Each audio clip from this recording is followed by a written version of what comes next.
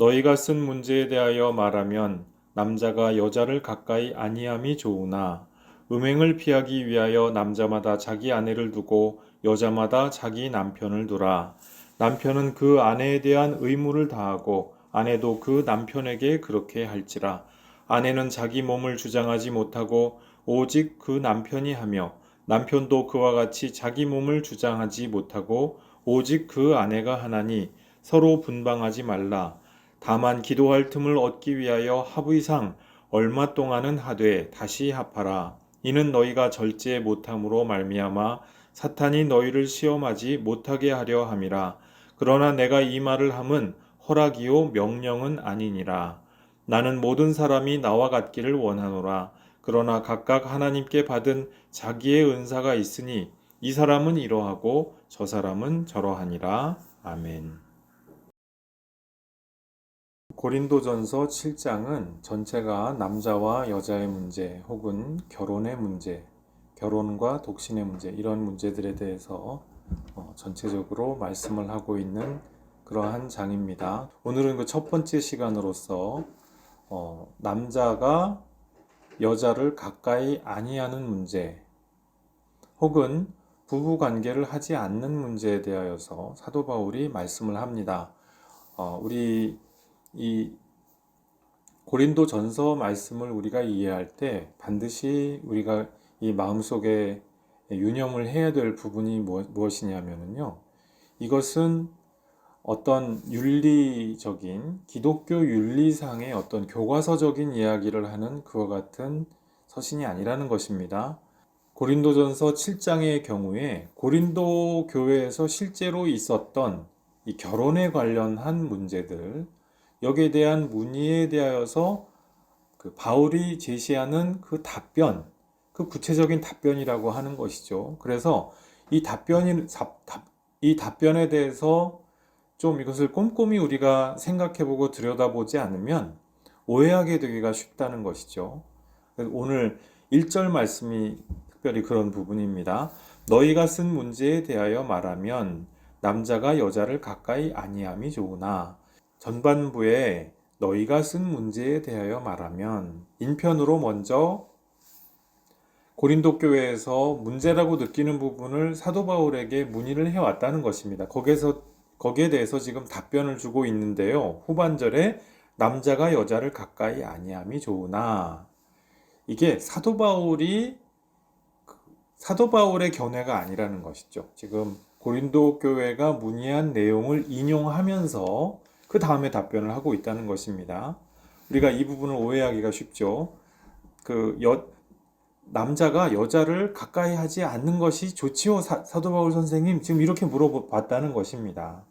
그러니까 지금 고린도 교회에는 굉장히 방탕하게 사는 사람, 자기 욕망대로 사는 사람들이 있는가 하면 또 한편으로는 아주 굉장히 금욕적으로 금욕의 극단으로 나아가는 사람도 있었다는 것이죠. 그냥 결혼을 하지 않는 정도 혹은 결혼을 했는데도 아예 그 부부관계조차 하면은 그것이 뭔가 죄악이나 잘못한 것인 것처럼 그렇게까지 생각을 하는 분들도 있었다라고 하는 것입니다. 남자가 여자를 가까이 하지 않는 것이 좋다라고 하는 어떤 금욕주의적인 생각을 갖고 있는 분들이 고린도 교회에 분명히 있었다는 것이에요. 그래서 사도 바울이 거기에 대하여서 남자가 여자를 가까이 하지 않는 것이 좋을 수 있다. 그것이 유익한 점이 있다라고 지금 긍정을 하는 것이죠. 그런데 이제 뒤에 내용을 읽어보면은 이것은 100% 긍정이 아닙니다. 100% 긍정이 아니라 이제 거기에 제한과 조건을 여러 가지로 이제 이야기하는 그와 같은 긍정이었다고 하는 것이죠. 그런데 우리 이제 고대 세계에는 이 여성에 대해서 요즘도 여성 혐오론 같은 것이 있지 않습니까? 그러니까 막 여성을 막 이렇게 아주 선천적으로 나쁜 존재인 것처럼 말하는 그런 여성 혐오론이 존재하지요. 그런데 고대와 중세에는 이 여성 혐오론이 거의 신화적인 형태로 그렇게 예, 많이 있었다고 하는 것이죠. 지금 특히 사도 바울의 여성관 혹은 결혼관 이것이 이제 그 여성 혐오론을 이야기하시는 분들의 이 화제거리로 많이 사용이 되었던 그러한 본문 가운데 하나입니다. 마치 그 사도 바울이 여성 혐오론자였던 것처럼, 혹은 어떤 남성 우월주의자였던 것처럼, 이제 이런 식으로 자꾸 이것을 좀 엉터리로, 좀 극단적으로 이렇게 해석을 해서 좀 사실과 다른 이야기가 많이 나왔고요. 이제 중세 마녀 사냥, 그것이 그런 것이거든요. 그러니까 여자는 존재가 죄악이다, 이런 식으로. 존재가 죄악일까요? 이제 그런 이야기를 중세 신학에서는 실제로 했다는 얘기예요. 사실은 이것이 굉장히 남자들이 그 가정 생활을 잘 못하고 이제 수도 생활에 찌든 그런 사람들이 가지고 있었던 이상한 환타지죠. 그러니까 사도 바울은 지금 어떤 남자가 여자를 가까이 하지 아니함이 좋다, 이것을 이야기할 때 여자가 죄이기 때문에 가까이 하면 안 된다. 성적인 존재라서. 그거는 거꾸로도 마찬가지거든요. 여자도 남자를 가까이 하지 않고 하나님을 잘 믿는 그 믿음을 잘 살아줬으면 좋겠다. 사도 바울은 굉장히 좀 소박한 말씀을 하시려는 것입니다. 그런데 이제 여기서 사람들이 묘한 상상을 하니까 이게 이제 문제가 복잡해졌다는 것이죠. 그러니까 지금 사도 바울이 1절에서 말씀하시는 바는 여성 혐오론도 아니고 남성 우월주의도 아니고 혹은 여성을 악마화하는 어떤 그런 것도 아니다, 이 말씀입니다. 2절 말씀, 음행을 피하기 위하여 남자마다 자기 아내를 두고 여자마다 자기 남편을 두라. 결혼 생활의 기능 가운데, 순기능 가운데 하나가 뭐냐면 음행을 피할 수 있게 하여 준다는 것입니다. 아내와 남편이 서로의 존재 때문에 음행의 죄에 빠지지 않을 수가 있게 된다라고 하는 것이죠. 우리가 결혼 생활을 하면은 그것이 죄인 것이 아니라는 것입니다. 요새 막 그런 말 있잖아요. 가족끼리 그러는 거 아니라고. 그런 말들 하지요. 뭐가 그러면 안 되겠어요. 남편과 아내는 그러라고 있는 존재라고 하는 것입니다. 서로가 성적인 존재로서 서로가 서로의 부족함을 채워주고 함께 이렇게 보듬어 안아주고 그러라고 있는 것이 바로 남편과 아내라고 하는 것이죠. 음행을 피하기 위하여서 서로 남편과 아내가 필요하다라고 하는 그것입니다. 근데 일체의 성관계가 다 음행이냐? 일체의 부부관계는 다 죄이기 때문에 그것을 하면 안 되느냐? 고린도 교회에 아마 그렇게 오해하는 경우가 있었던 것 같습니다. 그러니까 그렇게 하지 말고 남편과 아내가 서로 금술 좋게 부부관계도 즐겁게 하면서 그렇게 금술 좋게 살면 좋겠다. 지금 2절 말씀에서 그것을 이야기한다고 하는 것이죠. 오늘날 부부가 서로 금술이 좋지 않고 부부가 부부관계를 하지 않고 산다. 이거 잘못된 것이죠. 부부가 남편이 아내를 사랑하고 아내가 남편을 사랑하고 이것이 정상인데, 마치 부부가 서로를 아끼고 사랑하고 그러면서 그렇게 평생 살아가면은 뭔가 부족하고 못나서 그런 것인 것처럼 그렇게 생각하고 또 그런 식으로 이야기하는 풍조가 뭐 온라인과 오프라인의 그 커뮤니티에 많이들 퍼져 있습니다. 사실은 굉장히 어리석고 말이 안 되는 얘기라는 것이죠. 내가 내 남편 혹은 내 아내 외에 다른 애인을 만들 수 있는 것이 내 능력인 것이 아니에요. 그거는 모자란 것이죠. 잘못된 선택인 것이죠. 그래서 그렇게 해서 자기 능력과 자기 어떤 인간적인 매력을 확인받는 것이 아닌 것이죠. 좋은 남편으로서, 좋은 아내로서 내가 살아감으로써 내가 진정으로 매력 있는 사람이고 능력 있는 사람이라고 하는 것이 확인이 되는데, 사람들이 그것을 하지 않으려 하고 혹은 못하니까 그렇게 하지 않고 자꾸 바깥에서 그 대상을 찾는 것이죠. 그러다 보니까 음행이 되고 이제 불륜이 된다라고 하는 그것입니다. 사도 사도 바울의 가르침에 따르면 남편과 아내가 서로 음행을 막아주는 서로의 수호자가 되어줘야 된다는 것입니다. 그렇게 되지 않는 부부관계, 이상한 관계라는 것이죠. 그러니까 정말 행복하고 금슬 좋은 그 부부관계를 영위하는 것이야말로 음행과 이 불륜과 간음의 죄로부터 배우자를 지켜줄 수가 있는 바로 그 최선의 선택이라고 하는 것입니다. 3절 말씀. 남편은 그 아내에 대한 의무를 다하고 아내도 그 남편에게 그렇게 할지라. 서로 이 부부관계를 할 때 이것이 일종의 책무라고 하는 것이죠. 서로가 서로를 그렇게 귀하게 아끼고 또 사랑하고 보듬어주고 그렇게 함으로써 서로가 서로에게 수호자가 되어주는 것. 그것이 그렇게 해야 될 의무가 있다라고 하는 것입니다. 4절 말씀. 아내는 자기 몸을 주장하지 못하고 오직 그 남편이 하며 남편도 그와 같이 자기 몸을 주장하지 못하고 오직 그 아내가 하나니. 우리가 여기서 지금 주목해야 될 일이 있습니다. 고대 세계에서는 여성이 남성의 소유물이었어요. 오늘날은 이런 얘기 들으면 여자분들 얼마나 기분이 나쁩니까? 내 몸은 내 건데 내가 남편의 소유고 남편은 부인의 소유가 아니고 부인의 주인이야. 얼마나 기분이 나쁩니까? 이 소유 관계가. 그런데 사도 바울이 지금 말씀을 하기를 서로가 서로에게 주인이 된다고 하는 것이에요.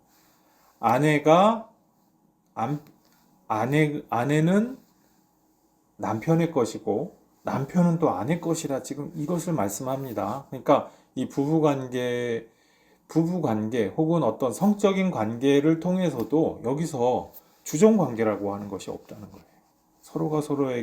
서로가 섬기는 관계, 서로가 서로를 지켜주고 보호해주고 보듬어주는 관계이지 주종관계가 아니라고 하는 것이죠. 5절 말씀. 서로 분방하지 말라. 다만 기도할 틈을 얻기 위하여 하부 이상 얼마 동안은 하되 다시 합하라. 이는 너희가 절제 못함으로 말미암아 사탄이 너희를 시험하지 못하게 하려 함이라. 자, 여기서 서로 분방하지 말라고 했는데 그 방을 따로 쓰지 말라. 우리 말로 그 뜻 아니겠습니까? 그런데 이제 원문을 보면은 서로 훔치지 말라. 문자적으로 보면 이렇게 되어 있습니다. 그러니까 서로 착취하지 말라는 거예요. 어떻게 하면 착취하느냐? 서로가 결혼한 관계인데 혼인 관계에 있으면서 서로 각방을 따로 쓰고 내 몸에 그 손끝 하나도 이렇게 건드리지 못하게 한다. 그러면은 상대방의 것을 내가 훔치는 행위라는 것이죠. 왜? 내 몸은 내 것이 아니라 내 배우자의 것이니까. 그렇다는 것이에요. 그러니까 서로 분방하지 말라. 이 원문 자체에 훔치지 말라라고 하는 뜻이 이미 있다는 것입니다. 우리 인간관계에서도 그 인간관계가 착취적인 관계인지 아닌지 우리가 늘 좀 조심하고 주의해 볼 필요가 있습니다. 우리가 이기적인 내 욕망에 따라서 인간관계를 하다 보면은 굉장히 착취적이 될 수가 있습니다. 내가 원하는 것은 다 상대방한테서 빼앗아 내면서 내가 그 사람한테 마땅히 주어야 되고 챙겨줘야 되고 이런 부분에 대해서는 나몰라라 하는, 내 거는 내 거고 네 것도 내 거, 이제 이런 그 사고방식, 굉장히 위험한 사고방식이죠. 소시오패스적인 그런 사고방식이라고 할 수가 있겠습니다. 그러니까 우리가 자기애에 이게 도취돼서 살아간다고 한다면 굉장히 착취적인 관계를 맺게 될 가능성이 많습니다.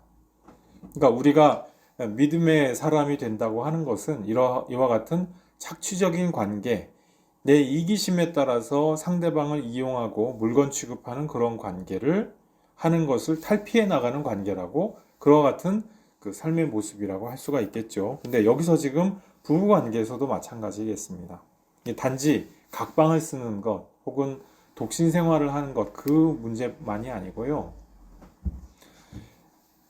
남자와 여자가 아내와 남편과 아내로서 만나가지고 같이 인생을 살아가면서 자꾸 착취를 하는 거예요.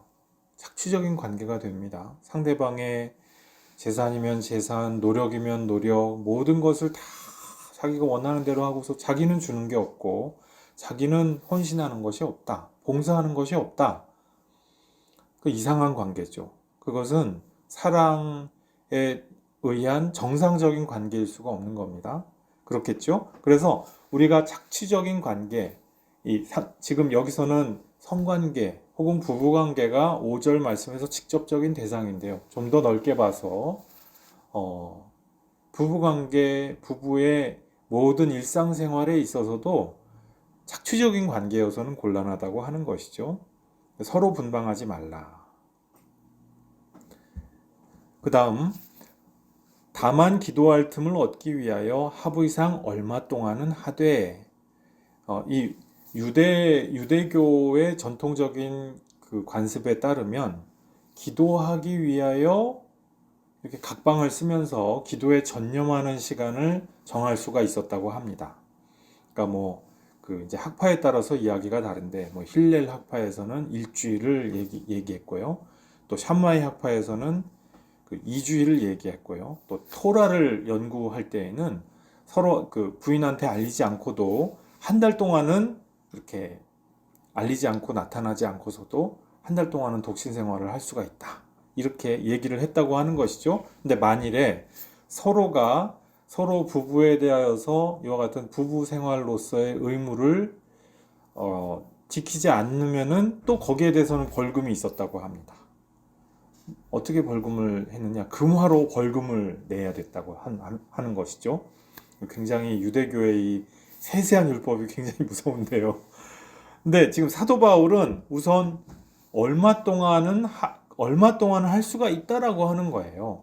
당시 유대 사회에서 이것이 당연하게 여러 가지 그 알려져 있었던 이런 것에 대해서 그래 얼마 동안 할 수가 있지. 그런데 그것이 일주일이다, 2주일이다, 한 달이다 이런 식으로 기간을 딱 특정하지 않고요. 서로 합의하도록 부부의 자유에 맡겨두었다는 것이에요. 이 합의한다는 것, 오늘날 우리 부부간에 합의를 한다 하면은 바로 무엇이 떠오릅니까? 합의, 이혼이 떠오르죠. 우리 그런 시대가 됐는데 우리가 서로 마음을 합하고 뜻을 합해서 무언가 서로 규칙을 정하고 함께 이렇게 협상을 해서 거기에 의해서 함께 의견을 조율하고 이런 거 너무나도 아름다운 모습입니다. 이게 일방적인 관계여서는 절대로 할 수가 없는 얘기죠. 이 남편이 부인을 소유물로 생각을 해서 너는 이렇게 해. 통보 끝.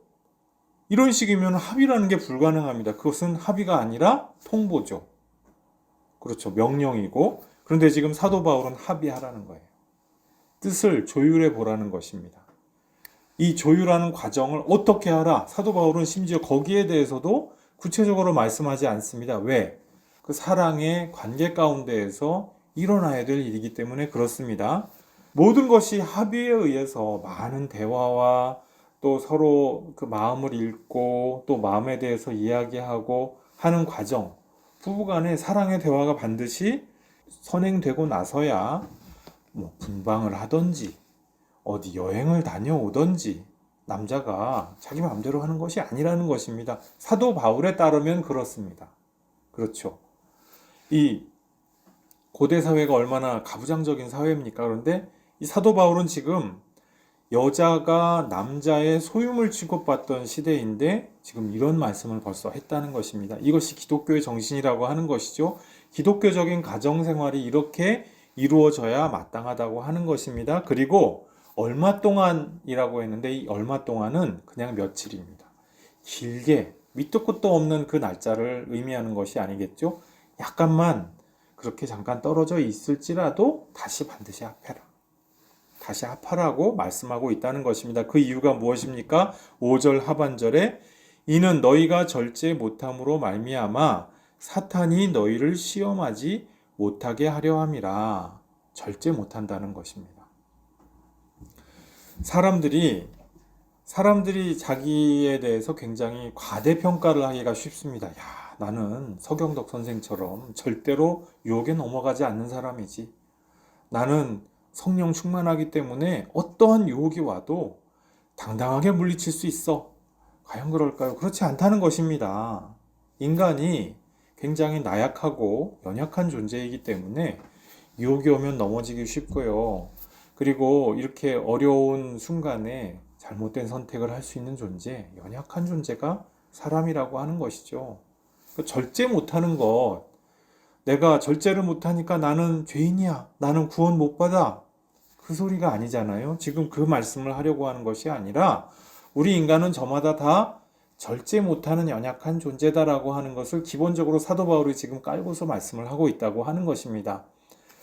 바꿔 말씀드리면 지금 고린도 교인들 가운데 어떤 사람들은 우리가 결혼을 했는데 내가 결혼을 했지만 나의 수도 생활이 너무나 대단하기 때문에 내가 어떠한 상황에서든지 절제할 수 있어. 어떠한 상황에서든지 내가 부인이 없어도 해낼 수 있어. 라고 그렇게 생각을 하는 사람들이 있다라고 하는 것입니다. 사도 바울이 볼 때 그것은 잘못된 선택이라는 것이죠. 사탄에게 시험받아서 망하기 딱 좋은 그와 같은 마인드다라고 하는 것입니다. 인간이 절제 못하는 것이 자연스럽고 당연합니다. 자기 그 인간적인 연약함에 대하여서 솔직하게 인정하고 내 연약함을 붙들어줄 존재가 바로 내 배우자다. 그렇게 접근을 해야지 내가 내 절제하는 능력이 대단하기 때문에 사탄은 절대로 나를 못 막아 있을 수가 없다고 하는 것이에요. 그러니까 지금 이 고린도 교회의 어떤 사람들이 굉장히 자기 능력에 대해서 오해를 하는 점이 있다라고 하는 것이죠. 6절, 7절 말씀 읽겠습니다.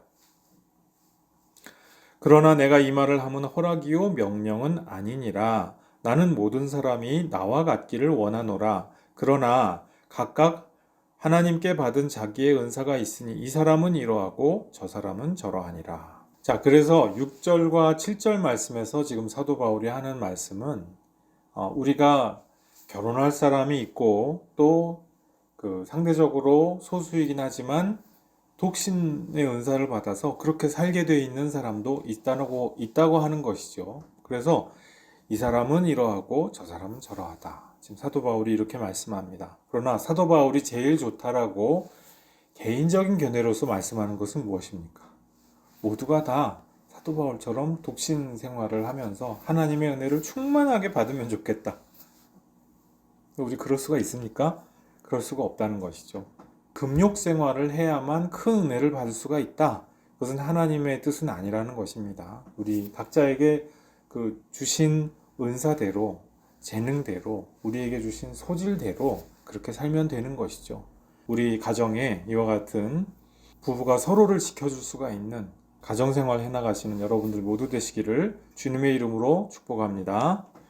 기도하시겠습니다. 아버지 하나님 감사합니다. 우리를 남자와 여자로 지으시고 하나님의 말씀을 따라서 또한 우리가 남자와 여자에서 가정으로서 한 몸을 이룰 수 있도록 은혜 베풀어 주셨습니다. 아버지 하나님, 우리가 서로가 서로를 지켜주는 그와 같은 사랑하고 또한 사랑받는 관계가 될 수 있기를 소원합니다. 주님 믿음 생활을 함께하며 믿음의 동일한 목표를 향하여서 또한 함께 연대하고 나아갈 수 있는 그와 같은 사랑의 관계 될 수 있기를 소원합니다. 아버지 하나님, 하나님 기뻐하시는 믿음의 사람 될 수 있도록 우리 가정에 복 내려 주시옵소서. 또한 우리가 각자 받은 은사와 소질을 따라서 가정을 이루어갈 때 아름다운 가정 이루어갈 수 있도록 주님 지혜 주시고 힘 주시고 무엇보다 사랑을 더하여 주시옵소서. 감사드리옵고 이 모든 말씀 우리 주 예수님 이름으로 기도드리옵나이다. 아멘.